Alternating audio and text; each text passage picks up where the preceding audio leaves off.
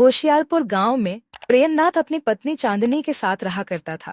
प्रेमनाथ की इकलौती बेटी सोनम की कुछ ही महीनों पहले मौत हो गई थी। सोनम बिल्कुल ठीक ठाक थी, लेकिन अचानक उसकी तबीयत इतनी बिगड़ी कि वह मौत के मुंह में चली गई। गांव वालों को यकीन नहीं हो रहा था कि सोनम अब इस दुनिया में नहीं है। वहीं प्रेमनाथ और चांदनी अपनी बेटी के जाने के बाद बीमार रहने लगे।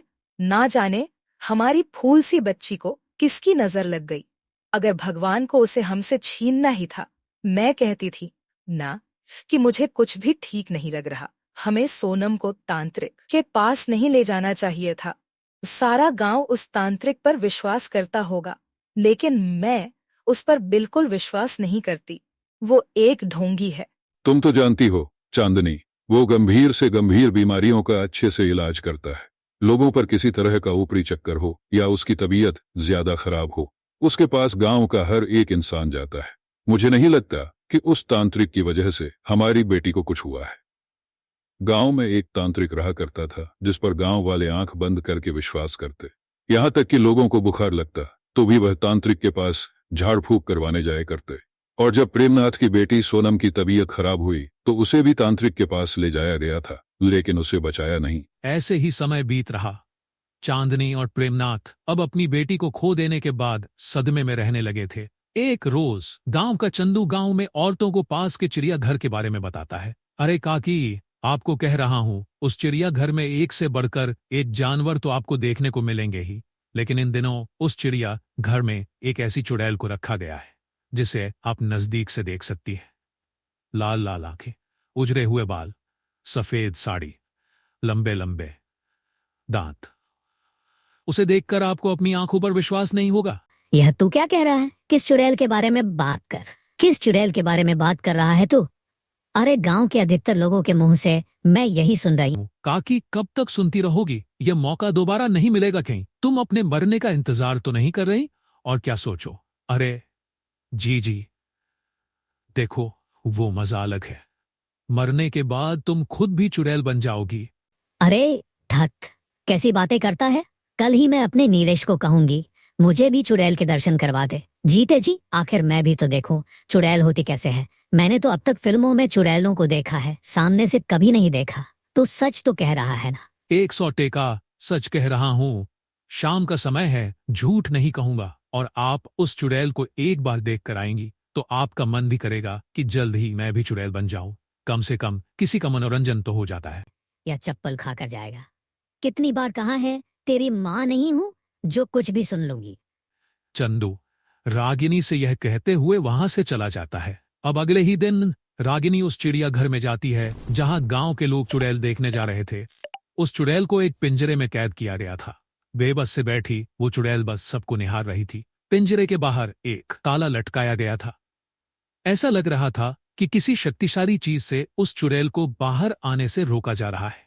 रागिनी उस चुड़ैल को देखकर आती है। उसके बाद गांव के लोगों में चुड़ैल को देखने का एक अलग जोश दिखता है।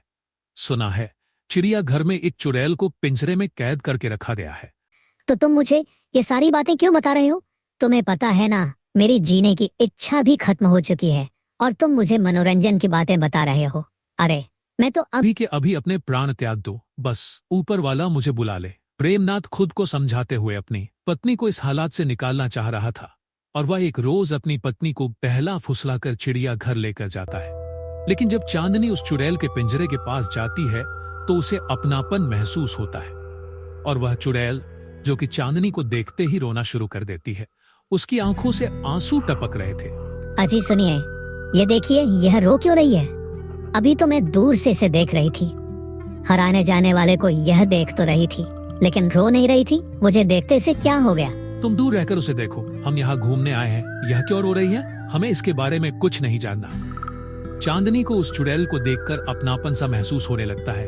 तभी चांदनी अपने पति प्रेमनाथ को पानी लाने कहती है। उसे उस चुड़ैल में अपनी बेटी सोनम की झलक दिखाई देती है। बेटा सोनम, हाँ बा, मैं आपकी सोनम हूँ। मुझे यहाँ कैद किया गया है। ये बाहर जो लाल कपड़े में आप ताले के साथ चीजें टंगी हुई देख रही हैं ना, उसने ही मुझे इस पिंजरे से बाहर निकलने से रोक रखा है।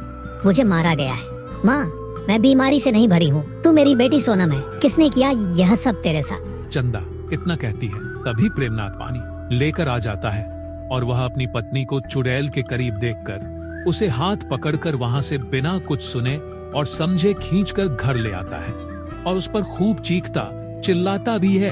तुम्हें मुझ पर ऐसे चिल्लाना नहीं चाहिए था। तुम मुझे वहाँ लेकर गए थे तो मुझे घूमने क्यों नहीं दे? और उस चुड़ैल से मैं कुछ पूछ रही थी। प्रेमनाथ को लगता है कि अपनी बेटी के जाने के सदमे से चंदा के दिमाग पर असर होने लगा है।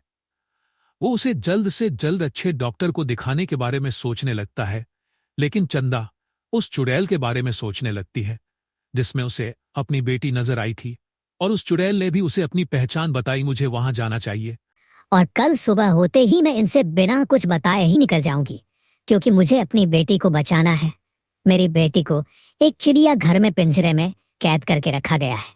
अब तक तो मैं समझती रही उसे स्वर्ग मिल गया होगा, उसकी आत्मा को मुक्ति मिल गई होगी, लेकिन ये सब क्या है? मुझे कुछ समझ नहीं आ रहा। प्रेमनाथ अब अगली सुबह जब उठता है तो वह अपनी पत्नी चांदनी को अपने पास न देखकर परेशान हो जाता है। वह इधर उधर सब जगह देखता है, लेकिन उसे कहीं भी चांदनी नहीं मिलती।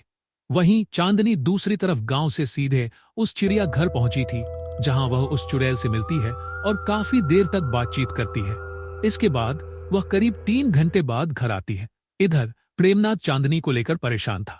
बस मैं थोड़ा घूमने निकली थी और अकेले रहना चाहती थी, तो खेतों में अकेले बैठी थी और कुछ भी नहीं। अभी मुझे आराम की जरूरत है, मैं थक गई हूँ। इतना कहकर चांदनी बैठ जाती है। वहीं दूसरी तरफ प्रेमनाथ चांदनी को पानी लाकर देता है। चांदनी बहुत परेशान लग रही थी। प्रेमनाथ उससे कुछ भी नहीं पूछता, लेकिन देर रात प्रेमनाथ देखता है कि चांदनी उठकर घर का दरवाजा खोलकर घर के बाहर जा चुकी है। प्रेमनाथ भी छुपते छुपाते उसके पीछे पीछे जाता है। प्रेमनाथ चांदनी का पीछा कर रहा होता है और चांदनी को इसकी बिल्कुल भी भनक नहीं थी। अब चांदनी उस तांत्रिक की गुफा में पहुंच चुकी थी, जहां से वह गंगाजल लेकर वहां से दूसरी तरफ निकल जाती है और यह रास्ता चिड़िया घर की तरफ जाता था। मुझे इतना तो समझ आ चुका है कि चांदनी बिल्कुल ठीक है, उसके दिमाग पर किसी तरह का असर नहीं हुआ है और जिस तरह से वो तांत्रिक की गुफा में पहुंचकर गंगा जल लेकर दूसरी तरफ जा रही है, यानी चिड़िया घर जाने वाले रास्ते से कहां जा सकती है। इतना कहकर प्रेमनाथ उल्टे पांव तांत्रिक के पास चला जाता है और तांत्रिक को सारी बातें बता देता है कि उसकी पत्नी उसकी गुफा से एक बड़ी सी चाबी चुरा कर गई है। दूसरी तरफ जब तांत्रिक और प्रेमनाथ चिड़िया घर पहुँचते हैं, तब तक चंदा चिड़िया घर के बड़े पिंजरे से उस चुड़ैल को आजाद कर चुकी थी। तुझे क्या लगता है कि तूने मुझे इस चिड़िया घर के पिंजरे में कैद कर दिया? मैं यहाँ से निकल नहीं पाऊंगी। देख, यह खड़ी मेरी माँ जिसने मुझे इस पिंजरे से आजाद किया है। मैं इस पिंजरे से आजाद हूँ और अब सबसे पहले मैं तुझे मारूंगी, उसके बाद मुझे मुक्ति मिलेगी। इस तांत्रिक ने इसकी बलि ली है और इसे इस चिड़िया घर के मालिक को बेच दिया, जिसे इस चिड़िया घर के मालिक ने एक बड़े से पिंजरे में कैद करके लोगों के मनोरंजन का साधन बनाया और खूब पैसे कमाए। जब मैं कल यहाँ आई तो मुझे यहाँ अपनापन का एहसास हुआ। इसके बाद मैंने इस चुड़ैल में सोनम की परछाई देखी और मेरे सामने सारी सच्चाई थी। बिल्कुल नहीं, तुमने एक गलत आत्मा को इस पिंजरे से आजाद कर दिया है। चुड़ैल जब तांत्रिक की बात सुनती है तो उसे गला पकड़कर हवा में उठा देती है। अब तांत्रिक हवा में था, उसके प्राण उस चुड़ैल के हाथों में थे, जिसके बाद वह सच सबके सामने कबूल होता है। यह जीने के लायक बिल्कुल नहीं है। अगर आज इसे छोड़ दिया तो कल ना जाने यह किसे अपना निशाना बना ले।